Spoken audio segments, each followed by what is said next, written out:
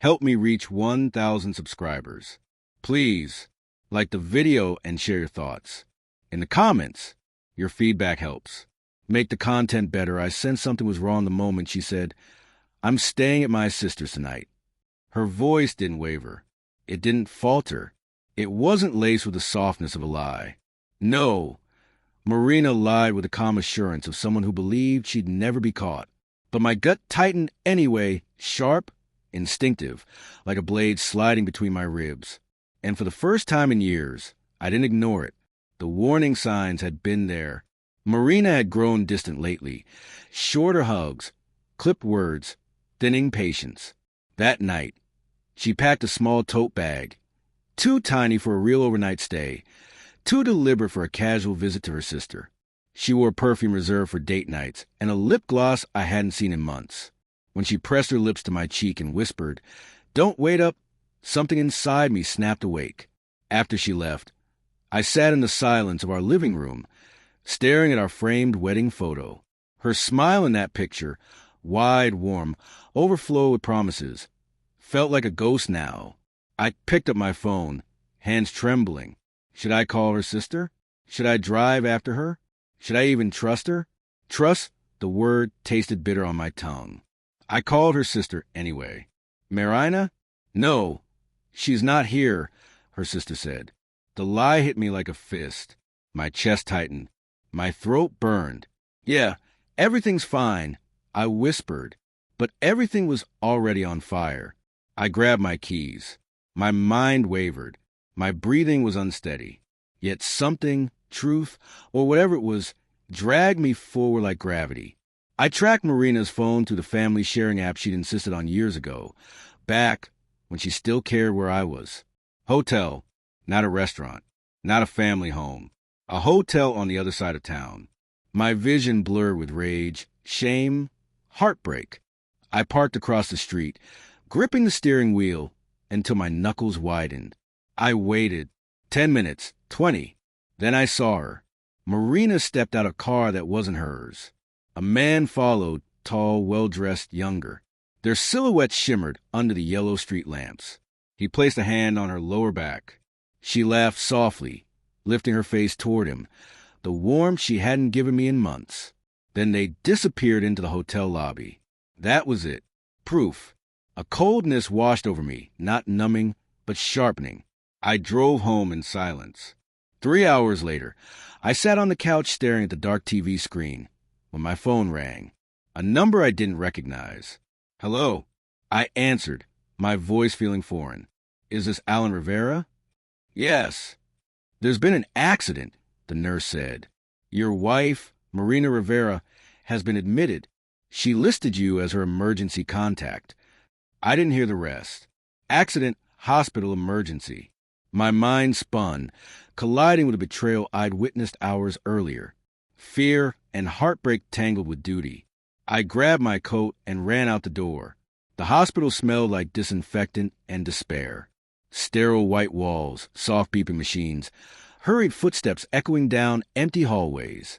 A young nurse led me to room 214.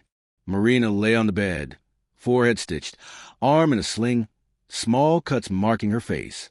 Fragile, so different from the confident woman who had walked into that hotel lobby hours before. But the real shock wasn't her. It was him, the same man from the hotel. He lay in the bed beside hers, unconscious, hooked up to machines. The nurse explained gently.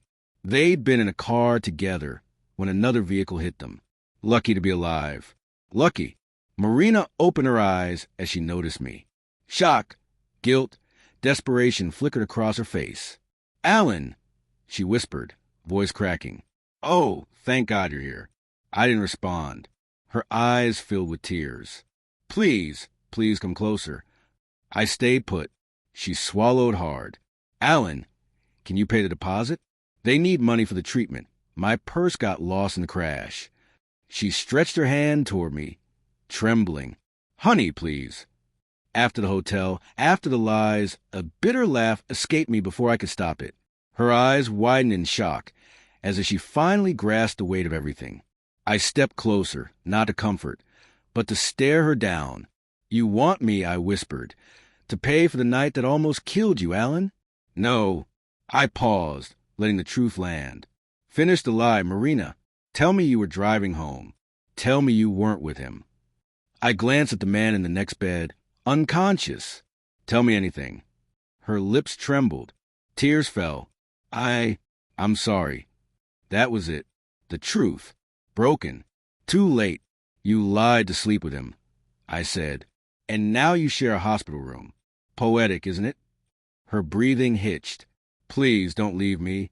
Hours passed. Doctors came and went. Machines beeped. Nurses whispered.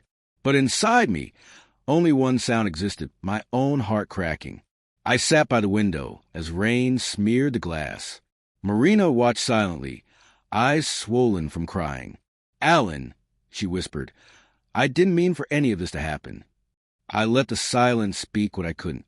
You stopped loving me, she tried again. Months ago, you changed. I turned sharply. No, Marina, you became scared. Scared of losing me. I moved her bedside. I told you dozens of times I felt you pulling away. You looked at your phone more than my face. You smiled at messages I never saw. You pushed me away and I still tried. She sobbed.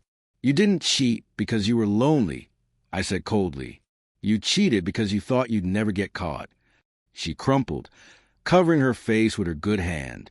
The man next door stirred but didn't wake. I looked at him, not with anger, but with pity. He didn't owe me loyalty. She did. He chose this. He chose him. He chose lies. And now, she wanted my money, my support, my forgiveness. I had nothing left. A doctor entered quietly. Mr. Rivera. The deposit must be settled within the hour. Marina looked at me, eyes wide, wet, pleading. Alan, please. I can't do this without you. I stared at her one last time, the eyes I had once promised forever. You already did.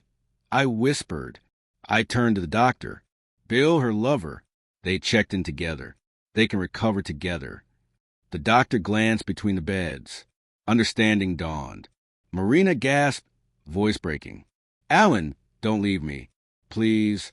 I'll do anything. Don't give up on us. I walked to the door, heart heavy, lungs tight, and paused. You gave up on us the moment you lied. Then I left. Her cries echoed behind me. Soft at first, then raw, then desperate. I didn't look back. The hospital doors closed behind me. Rain hit my face like needles. For the first time in months, I felt awake. Life broken, yes. Bleeding, yes. But free. Marina had chosen her path. Accident or not, betrayal leaves scars deeper than any crash. And as I walked away, her voice still echoing behind locked doors, I realized sometimes closure doesn't come from healing. Sometimes it comes from walking away and never turning back.